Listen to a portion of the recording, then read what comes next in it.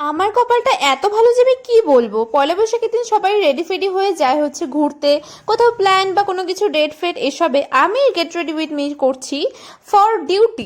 কত ভালো লাগছে না শুনতে? তোমাদের তো ভালো লাগবেই, আমার তো জীবনটা শেষ হয়ে গেল, তোমাদের তো ভালো লাগবে। নতুন ড্রেস পরে, নতুন নতুন ক্রিম ইউজ করে, সমস্ত কিছু আজকে যা যা করছি সবই নতুন নতুন। সবকিছু আমি শিফট করে যাচ্ছি আমার পুরনো থেকে নতুনে, শুধু লাইফটাকে শিফট করতে পারছি না। আমার ঘিসাপিটা জিন্দগির কথা ছাড়ো। আচ্ছা, তোমরা কোথায় কোথায় ঘুরলে আমাকে অবশ্যই জানাও, কিন্তু কোথায় কোথায় কি কি করলে তোমরা।